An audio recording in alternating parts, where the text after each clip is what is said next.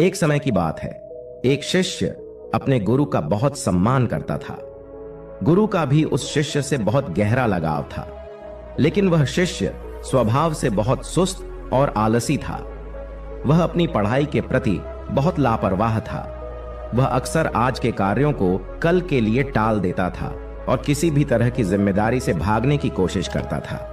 अपने शिष्य के इस आलसी स्वभाव को बढ़ता देख गुरु और भी चिंतित हो गए। उन्हें चिंता होने लगी कि कहीं मेरा शिष्य अपने आलस्य के कारण जीवन संघर्ष में पराजित न हो जाए, क्योंकि गुरु जानते थे कि आलस्य में ही जीवन संग्राम करने की सारी शक्ति है। आलस्य व्यक्ति बिना कोई कर्म किए फल पाने के बारे में सोचता है। वह शीघ्र निर्णय नहीं ले पाता है और यदि ले भी ले तो उस पर अमल नहीं कर पाता है। ऐसे व्यक्ति को अपने आसपास या आसपास के वातावरण का भी पता नहीं चलता। गुरु ने अपने मन में अपने शिष्य के इस सुस्त स्वभाव को खत्म करने के लिए एक योजना बनाई।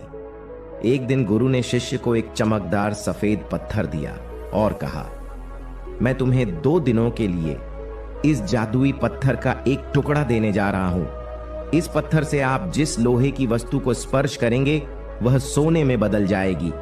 तुम इन 2 दिनों में जितना चाहो उतना सोना बना सकते हो, लेकिन याद रखना, अगले दिन सूर्यास्त के बाद मैं तुमसे यह जादुई पत्थर वापस ले लूंगा। शिष्य इस अवसर को पाकर बहुत खुश हुआ। वह शिष्य पहले दिन कल्पना करता है कि जब उसके पास बहुत सारा सोना होगा तो उसका जीवन कितना अच्छा होगा। वह कितना खुश, प्रसन्न, समृद्ध और संतुष्ट होगा। उसके पास इतने नौकर चाकर होंगे कि उसे पानी पीने के लिए भी नहीं उठना पड़ेगा। उसने योजना बनाई कि जब उसके पास ढेर सारा सोना होगा तब वह एक बहुत ही आलीशान घर बनाएगा, जिसके सामने एक बहुत ही आकर्षक बगीचा होगा, जिसमें वह हर शाम को घूमेगा। वह अपने लिए एक बहुत अच्छी गाड़ी खरीदेगा। उसके कई अंगरक्षक और नौकर होंगे और उन सभी को आदेश ही देना होगा। यह सब सोचते हुए वह उस रात सो गया। फिर अगले दिन सुबह जब वह उठा तो उसे अच्छी तरह याद आया कि आज लोहे से सोना बनाने का दूसरा और आखिरी दिन है। उसने अपने मन में पूरे निश्चय के साथ संकल्प लिया कि आज वह गुरुजी द्वारा दिए गए जादुई पत्थर का लाभ अवश्य उठाएगा। उसने निश्चय किया कि वह बाजार जाएगा और वहां से लोहे की बड़ी बड़ी वस्तुएं खरीदेगा और उन्हें सोने में बदल देगा। पूरा दिन बीत गया, पर वह सोचता रहा कि अभी तो बहुत समय है, कभी भी बाजार जाकर सामान ले आऊंगा। यह सोचकर दोपहर हो गई, इसलिए उसने निश्चय किया कि दोपहर का भोजन करने के बाद वह सामान लेने निकलेगा। लेकिन खाने के बाद उसे आराम करने की आदत थी और उठकर मेहनत करने के बजाय उसने आराम करना उचित समझा। लेकिन सुस्ती से भरा उसका शरीर जल्द ही गहरी नींद में खो गया और जब वह उठा तो सूर्यास्त के करीब था। अब वह तेजी से बाजार की ओर भागा जा रहा था, लेकिन रास्ते में उसे गुरुजी मिले। गुरुजी को आते देख वह समझ गया कि गुरुजी पत्थर लेने आ रहे हैं।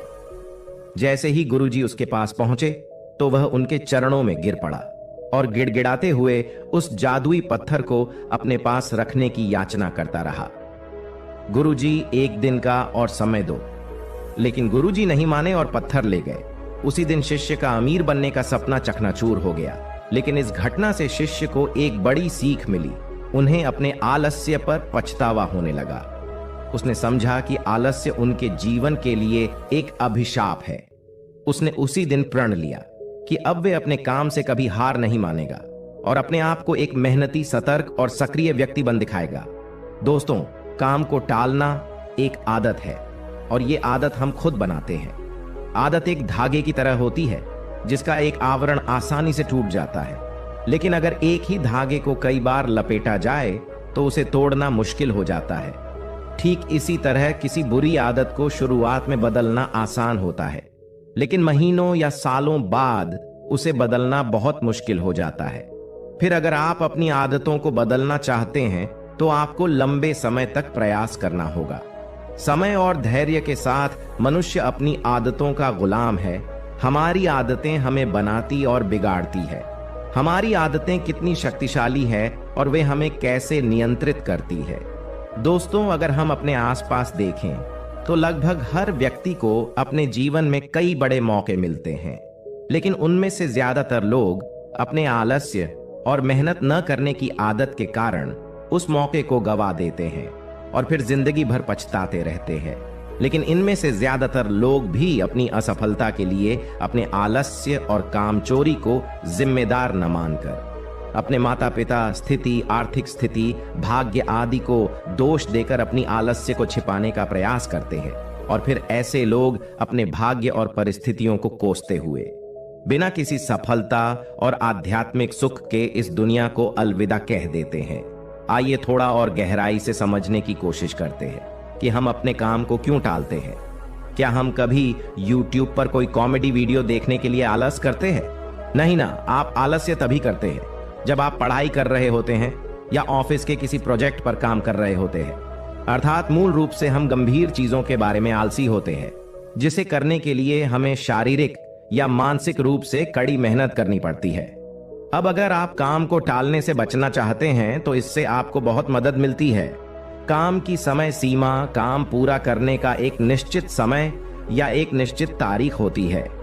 मान लीजिए कि आप एक कार्यालय कर्मचारी हैं और आपके बॉस ने आपको एक कार्य दिया है जिसे आपको कल तक पूरा करना है, तो आप पूरा दिन आलस्य में यह सोचकर व्यतीत कर सकते हैं कि अभी भी एक पूरा दिन शेष है, लेकिन तब आप रात भर जागकर उसे पूरा कर लेंगे क्योंकि कल आपको वह प्रोजेक्ट देना है, क्योंकि कल के बाद आपके प्रोजेक्ट का कोई महत्व नहीं रह जाएगा।